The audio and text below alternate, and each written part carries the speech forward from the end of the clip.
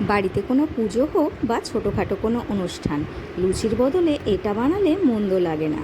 হ্যাঁ হ্যাঁ, তোমরা ঠিকই ভেবেছ। আজ বানাবো তুলোর মতো নরম নানপুরি। এখানে আমি এক বাটি উষ্ণ গরম জল নিয়েছি। এবার এই জলের মধ্যে 2 চামচ চিনি আর 1 চামচ ইস্ট ভালো করে মিশিয়ে নেব।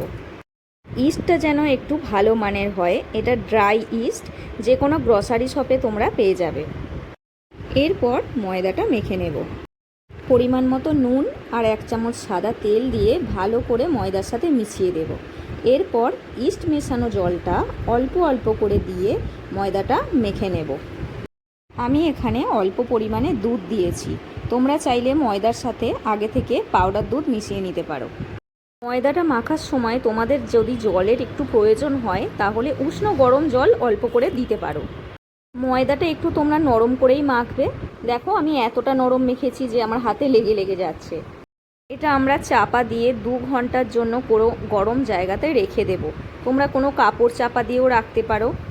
একটু গরম জায়গায় রাখলে ময়দাটা একটু ভালোভাবে ফুলে উঠবে, নানটা ততটাই নরম হবে। 2 ঘন্টা পর দেখো ময়দাটা কতটা ফুলে গেছে। এটা আমরা আরও একবার একটু হালকা হাতে মেখে নেব। এবার এটা থেকে আমরা একটু বড় করে লেচি কেটে নেব। অনুষ্ঠান বাড়িতে নানপুরিগুলো দেখবে একটু মোটা মোটা হয়, তাই আমি একটু লেচিগুলো বড় বড় করে কেটে নিয়েছি। একটা একটা করে লেচিগুলো নিয়ে আমরা এবারে বেলে নেব। বেলার আগে চাকি বেলনাটায় তোমরা একটু ভালো করে তেল মাখিয়ে নেবে।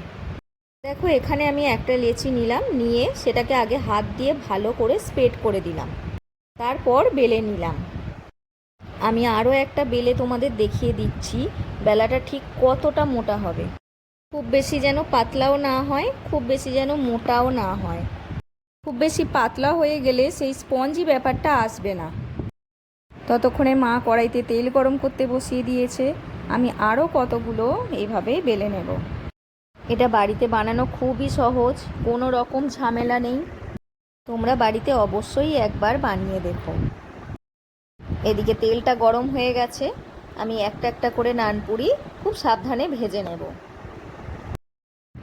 পাশ থেকে একটু গরম তেল নিয়ে দিতেই দেখো নানপুরিগুলো কি সুন্দর ফুলে উঠেছে, পুরো ফুলে টইটুম্বুর হয়ে গেছে। আমি কিন্তু খুব বেশি লাল করব না, এইরকম সাদা সাদাই রাখবো, কারণ নানপুরিগুলো এইরকম সাদা সাদাই ভালো লাগে। তোমরা দেখেই বুঝতে পারছো কতটা সুন্দর হয়েছে। যে কোনো নিরামিষ হোক বা আমিষ, যে কোনো তরকারির সাথে তোমরা এটা পরিবেশন করতে পারো। আমি একটা তোমাদের হাতে নিয়ে দেখাই, দেখো কতটা নরম হয়েছে, তোমরা দেখেই বুঝতে পারছো। তোমরা বাড়িতে ট্রাই করে আমাকে জানিও, আর ভিডিওটা ভালো লাগলে একটা লাইক করে দিও।